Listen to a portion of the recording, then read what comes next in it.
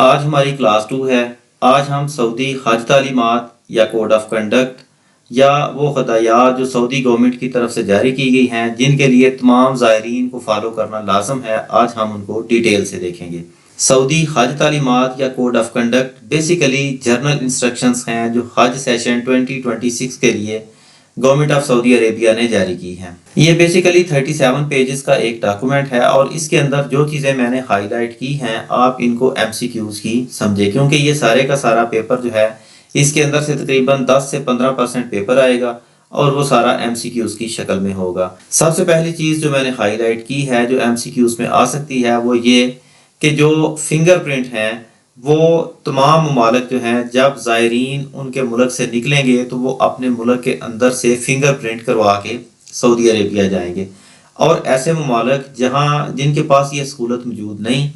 وہ جیسے ہی ان کے زائرین سعودی عربیہ میں جائیں گے تو ایئرپورٹ پر ان کے فنگر پرنٹس جو ہیں وہ لیے جائیں گے۔ اس کے بعد اگلا ایم سی کیو جو آ سکتا ہے وہ یہ ہے کہ اگر حج کے دوران کوئی وفات پا جائے یا کوئی بچہ پیدا ہو جائے تو اس کا جو اندراج ہے وہ 48 آورز کے اندر جو ہے وہ سعودی عربی گورنمنٹ کے پاس جو ہے وہ کروایا جائے گا۔ تیسرا ایم سی کیو جو بن سکتا ہے وہ یہ کہ پاکستانی گورنمنٹ سعودی عربیہ کے اندر مکہ المکرمہ اور مدینہ المنورہ میں اپنا ایک ہیڈ کوارٹر یعنی 2 دفتر کھول سکتی ہے، ایک مکہ کے اندر اور ایک مدینہ کے اندر۔ اس سے اگلی قابل ذکر بات یہ ہے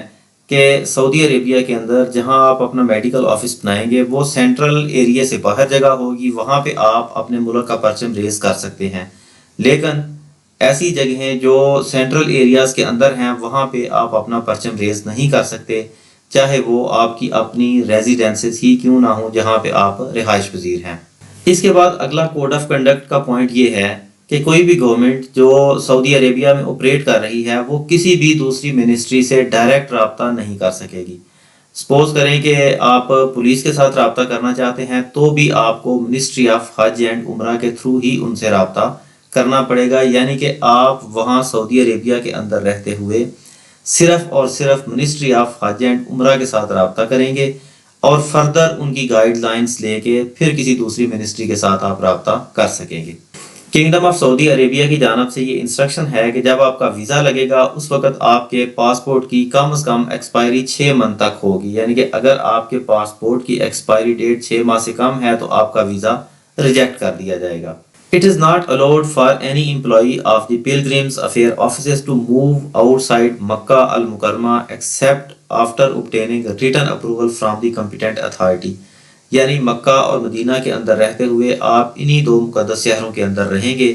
اگر آپ ان شہروں سے باہر جانا چاہتے ہیں تو آپ کو کمپیٹنٹ اتھارٹی جو کہ منسٹری آف حج اینڈ عمرہ ہے اس سے ریٹن پرمیشن لینا ہوگی۔ ابھی ہم پوائنٹ نمبر 14 دیکھیں گے۔ یہ ہمیں بتاتا ہے کہ یونیفائڈ الیکٹرانک سسٹم، اس کو ایم سی کیوز میں بھی پوچھا جا سکتا ہے، UES، اور یونیفائڈ الیکٹرانک سسٹم سعودی عربیہ کا وہ سینٹرل سسٹم ہے جو سارے اس حج آپریشن کو مینج کر رہا ہوتا ہے۔ انسٹرکشن نمبر 15 یہ کہتی ہے کہ جو پاکستان کا حج میڈیکل مشن ہوگا that will be limited to their pilgrims only، یعنی کہ وہاں جا کے آپ کسی انڈین کا یا کسی دوسرے کنٹری کے پرسن کا آپ علاج معالجہ نہیں کر سکتے، آپ صرف اپنے ہی جو زائرین پاکستان سے جائیں گے ان کا علاج معالجہ کریں گے۔ ہدایت نمبر 16 ہمیں یہ کہتی ہے کہ آپ سعودی عربیہ کے اندر کسی بھی سیزنل لیبر سے کام نہیں لے سکتے، آپ صرف کام لیں گے تو ایسے لوگوں سے that are appointed by through contracted service provider, یعنی کہ ایسے لوگ جن کو گورنمنٹ نے اجازت دی ہوگی وہ سروس پرووائڈر ہوں گے، آپ صرف ان کی وساطت کے ساتھ یا ان کے تھرو بندوں کو ہائر کریں گے۔ ابھی ہم نے یونیفائڈ الیکٹرانک سسٹم کی بات کی تھی تو وہ بیسیکلی www.ihaj.haj.gov.sa یعنی سعودی عربیہ، تو یہ وہ ویب سائٹ ہے جو ان کا یونیفائڈ الیکٹرانک سسٹم ہے۔ ابھی ہم چیپٹر نمبر 1 دیکھیں گے۔ شروع میں جو ہم نے پڑھی وہ جرنل انسٹرکشنز تھی۔ اب چیپٹر نمبر 1 کے اندر انسٹرکشنز ہیں ایئر ٹرانسپورٹ کے بارے میں، پھر اس کے بعد ہم سی ٹرانسپورٹ کے بارے میں دیکھیں گے، پھر ہم لینڈ ٹرانسپورٹ کے بارے میں دیکھیں گے، یعنی کہ وہ لوگ جو بائی ایئر آ رہے ہیں ان کو کیا ضوابط فالو کرنے چاہیے، وہ لوگ جو سمندری راستوں سے آئیں گے اور وہ لوگ جو خشکی کے راستوں سے آئیں گے ان کو کون کون سے قوانین اور ضوابط فالو کرنا ہوں گے۔ اچھا، اس میں انسٹرکشن نمبر 1 یہ ہے کہ جو لوگ ایئر ٹرانسپورٹ استعمال کریں گے وہ اپنی مرضی سے ایئر ٹرانسپورٹ یوز نہیں کریں گے، وہ صرف وہی ٹرانسپورٹ یوز کریں گے کہ جس کا لائسنس جو ہے وہ سعودی گورنمنٹ کی طرف سے جاری کیا جائے گا یا اجازت نامہ دیا جائے گا۔ یہ دو ممالک کے درمیان بائی لیٹرل ایگریمنٹ ہوگا۔ پوائنٹ نمبر 3 یا انسٹرکشن نمبر 3 یہ کہتی ہے کہ جب مسافر یا زائرین اپنے ملکوں سے نکلیں گے تو اسی وقت وہ جو سروس پرووائڈر کمپنیز ہیں ان کے درمیان ڈیوائیڈ کر دیے جائیں گے، یعنی کوئی بھی جو گورنمنٹ ہے وہ 72 آورز پہلے سعودی گورنمنٹ کو انفارم کرے گی کہ ہمارا یہ طیارہ اتنے مسافروں کو لے کے اتنے زائرین کو لے کے سعودی عربیہ 72 آورز میں آنے والا ہے۔ اب 72 آورز کے اندر اندر سعودی گورنمنٹ جو ہے وہ ان مسافروں کو جو ابھی پاکستان میں بیٹھے ہیں ان کو کنسرنڈ جو سروس پرووائڈر ہوں گے جنہوں نے کھانا فراہم کرنا ہے، جنہوں نے رہائش فراہم کرنی ہے، وہ ان کو ان کے اندر ڈیوائیڈ کر دیں گے۔ پوائنٹ نمبر 8 جو ہے وہ ہمیں یہ کہتا ہے کہ جتنے بھی زائرین سعودی عربیہ جائیں گے ان کے جانے سے قبل ان کے ریٹرن ٹکٹ جو ہیں وہ بک کیے جائیں گے، یعنی کہ وہ جائیں گے کب اور ان کی واپسی کس دن ہوگی۔ پوائنٹ نمبر 10 جو ہے وہ یہ کہتا ہے کہ office of pilgrims affairs of Pakistan یہ سعودی گورنمنٹ کو general authority of civil aviation کو انفارم کرے گا تاکہ متعلقہ کمپنیاں جو ہیں جنہوں نے حجاج کا سامان لے کے جانا ہے مکہ سے مدینہ یا مدینہ سے مکہ، وہ اپنی سروسز جو ہیں وہ سر انجام دے سکیں۔ پوائنٹ نمبر 11 ہمیں یہ کہتا ہے کہ حجاج جو سامان لے کے جائیں گے وہ کس کی مرضی سے لے کے جائیں گے، یعنی کہ اپنی مرضی سے جتنے مرضی بڑے ڈبے پیک کر لیں یا چھوٹے چھوٹے پیک کر لیں یا جون سی چیزیں اپنی مرضی سے لے جائیں۔ تو اس کا جو پوائنٹ MCQs میں آتا ہے وہ یہ ہے کہ General authority of civil Aviation, یعنی جب ان کی ٹکٹ آئے گی تو اس کے اوپر General authority of civil Aviation نے جو ہدایات جاری کی ہوں گی ان کو فالو کرنا ہوگا in respect of size and weight, یعنی کہ وہ جو ڈبے پیک کر کے لے کے جائیں گے اپنے سامان کے ان کا سائز کتنا ہوگا، ان کا وزن کتنا ہوگا۔ انسٹرکشن نمبر 19 ہمیں یہ کہتی ہے کہ departure and arrival of all pilgrims, یعنی کہ جتنے بھی مسافر ہیں ان کی آمد و رفت جو ہے وہ سیم ٹریک سے ہوگی۔ مثلا ڈپارچر آف دی پلگرمز کے جو مسافر جو ہوں گے Prince Mohammad bin Abdulaziz Airport Madinah سے آئیں گے، اور ان کی جو ہوگی King Abdulaziz International Airport in Jeddah سے، اور اسی طرح اس کے برعکس ہوگا۔ پوائنٹ نمبر 25 ہمیں یہ کہتا ہے کہ کوئی بھی جب پاکستان سے حاجیوں کا جہاز جائے گا تو وہ جانے سے 72 آورز قبل سعودی گورنمنٹ کو انفارم کرے گا۔ اس میں پوچھا جائے گا کہ کتنے گھنٹے قبل انفارم کرنا ہے، 70 گھنٹے، 72 گھنٹے، 74 آورز، تو اس کا جو درست جواب ہوگا نا وہ 72 آورز ہوگا۔ ابھی تک اے پارٹ کے اندر ہم نے جتنی بھی انسٹرکشنز پڑھی وہ ساری تھی ایئر انسٹرکشنز تھیں، یعنی کہ ہوائی سفر کے ذریعے جو لوگ آئیں گے اور جائیں گے۔ ابھی ہم پڑھیں گے کہ لینڈ ٹرانسپورٹیشن انسٹرکشنز، یعنی کہ وہ لوگ جو خشکی کے راستے سے سعودی عربیہ میں آئیں گے ان کے لیے کیا انسٹرکشنز ہیں۔ تو اس کے لیے پوائنٹ نمبر 1 ہمیں یہ کہتا ہے کہ جو ایجنسیز یا جو ناظم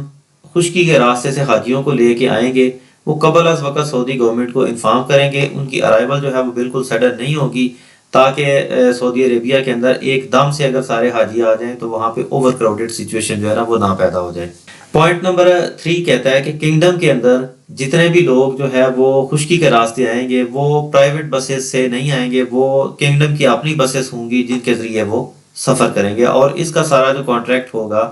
وہ جنرل ٹرانسپورٹ اتھارٹی کے پاس ہوگا۔ پوائنٹ نمبر 4 کہتا ہے کہ وہ بسیں جو حاجیوں کو ایک جگہ سے دوسری جگہ لے کے جائیں گی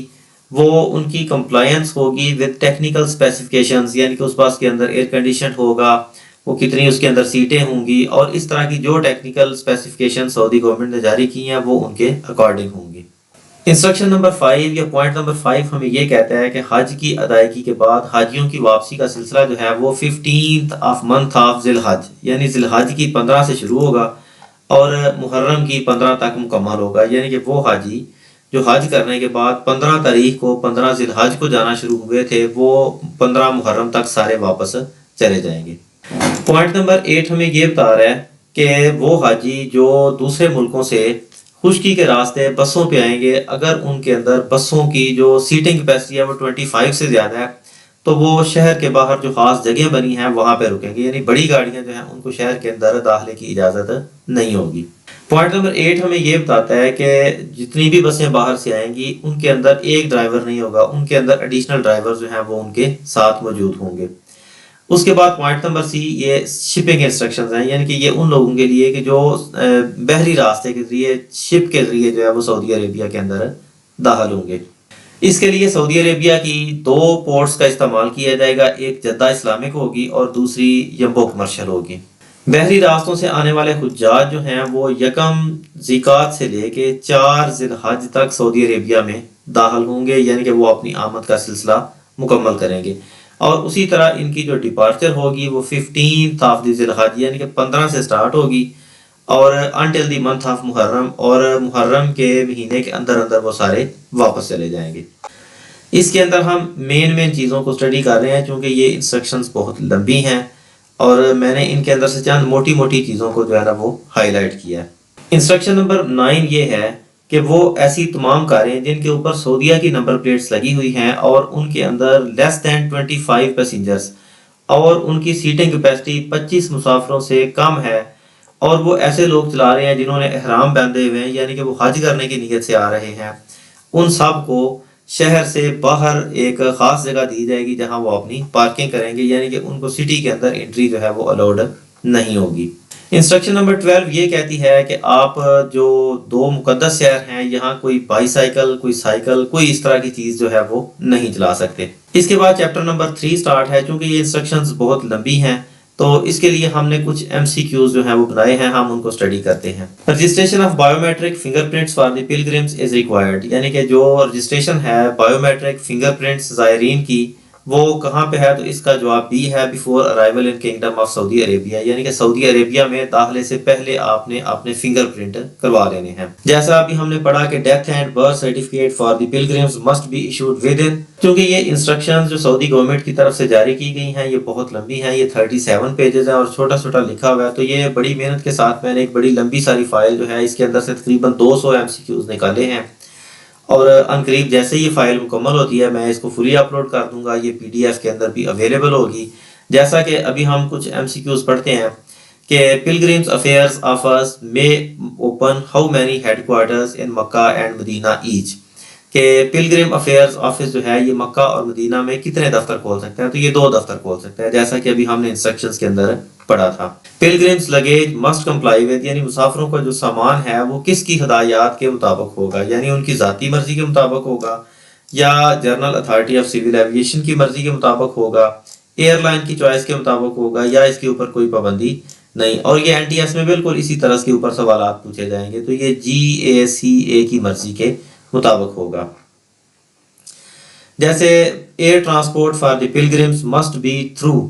جیسے پوائنٹ نمبر 5 کے جو ہوائی آمد و رفت کا ذریعہ ہوگا وہ کوئی بھی ایئر لائن ہو سکتی ہے، وہ لائسنس یافتہ ایئر لائن ہوگی، کوئی پرائیویٹ جیٹ اپنا لے کے آ سکتا ہے، یا وہ ملٹری کے ایئر کرافٹ ہو سکتے ہیں، تو اس کا جو درست آنسر ہے وہ B ہے، لائسنسڈ ایئر لائن ہوگی، اور یہ اس کے آنسر جو ہیں وہ بھی ساتھ نیچے میں نے لکھے ہوئے ہیں۔ آئی ہوپ کہ آپ کو یہ بیسک چیزیں سمجھ میں آ گئی ہوں گی کہ یہ جو سعودی تعلیمات ہیں یہ بیسیکلی وہ تمام ہدایات کا مجموعہ ہیں جن کو تمام ممالک کے حاجیوں کو فالو کرنا ہوتا ہے۔ اگر آپ اس حج کے جو معاونین کا یہ ٹیسٹ ہے اس کی تیاری کرنا چاہتے ہیں